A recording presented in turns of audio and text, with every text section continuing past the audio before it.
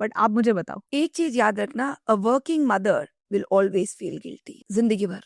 Father कभी guilt feel नहीं करता है क्योंकि फादर को प्रोग्राम ही ऐसे किया गया है हमारे सोसाइटी में, या जो भी आप समझ लो, कि उसे उसे उतनी गिल्टी फीलिंग नहीं होती है, क्योंकि मम्मी को प्रोग्राम किया गया है कि फ्रॉम द बच्चा टिफिन क्या लेके जाएगा, वो स्कूल से आएगा तो क्या खाएगा, रात में उसने दूध पिया है तो नहीं, ड्राई फ्रूट्स छूट तो नहीं गया, ये सारी चीज का गिल्ट है ना आपके दिमाग में आता है, एंड ये आएगा। इसी टाइम पे ऐसा होता है कि आपका बच्चा भी बड़ा हो रहा है, आप भी ग्रो कर रहे हो, और आपको समझ ही नहीं आता आप किस पे कॉन्सेंट्रेट करो, because you want to become something, you want to utilize your time and you're capable of, then why to only put work here? So पहला चीज मैंने रतिका आन्या को ये कहा कि बेटा, जैसे आप रोज स्कूल जाते हो ना, मम्मा रोज काम पे जाती है, आप स्कूल से आते हो, आप थोड़ा जल्दी आ जाते हो, मम्मा थोड़ा लेट आती है, मम्मा कभी कभार ऑफिस जाती है, लेकिन आप रोज स्कूल जाते हो। So that's how we train them.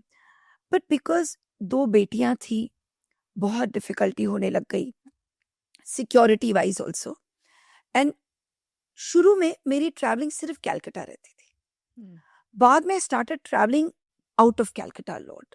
That was the stress. मुझे समझ ही नहीं है मैं इसको कैसे मैनेज करूं, तो मैंने दोनों बच्चों को जयपुर एमजीडी हॉस्टल में वहां पे पढ़ाया, और जयपुर मेरा बहुत जाना आता, तो जब मैं बच्चों से सोचो आप, महीने में 2 बार मिलना हो जाता था मेरे बच्चों से आराम से, तो I think that was a great decision. ये कौन सी क्लास की बात है? Anya was in class 2, Ratika was in class 5, and I think class 7, I think, yeah. And that's when I put them. And that must have been a very difficult decision for you. It was literally, कहते हैं ना कि कलेजा निकल जाना माँ का. I'm telling you, that was the day when I experienced it. I could see my kids going, crying, that mom, we don't want to stay here. But I didn't know what to do. मतलब मुझे समझ ही नहीं आ रहा था मैं क्या करूँ. मुझे ऐसा लग रहा था कि भगवान मुझे राह बताओ कि मैं जो कर रही हूँ वो सही कर रही हूँ कि नहीं.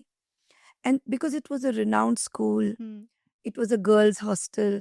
My bhabhi was also a pass out from that. So I knew how she is. तो मेरे लिए एक बहुत अच्छा, my brother-in-law, my sister-in-law all stayed in Jaipur. तो ऐसा था कि भाई कुछ भी हो तो we have parents in Jaipur. So I think some decisions are tough, but now they always come up to me and they say कि mama, you had taken the best decision. Because अगर आपने हमें hostel नहीं भेजा होता तो आज भी हम खड़े होते, मम्मा नाइट सूट कौन सी पहननी है. So they started becoming so independent. उन्हें पता है कि फ्लाइट कैसे बुक करना है, किधर जाना है, क्या पैकिंग करना है, क्या खाना है, क्या नहीं खाना है, wake up on time, do yoga, everything. It was a system. And वो system अगर कोई गार्जियन घर पे नहीं हो तो वो system follow करना difficult हो जाता है. So I think this is what I did. I totally agree with this. And Ruchika ji आई थी podcast में from Sanmarg.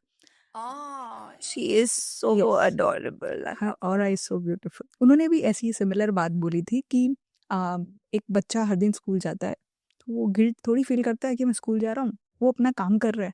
आपके हस्बैंड डेली ऑफिस जाता है, वो गिल्ट थोड़ी फील करके जा रहा है, तो आपको क्यों गिल्ट फील करना है? फील करना नहीं होता है, बट पता नहीं क्यों शायद हमें हो जाता है. प्रोग्राम ही इस तरह से किया हुआ है कि हम गिल्ट फील करते हैं. I felt guilty because Ratika के टाइम आई एग्जैक्टली न्यू कि रतिका 9 बजे जूस पिएगी, 10 बजे सूप पिएगी, ये लाइक हाँ, इट वाज ऑल सेट.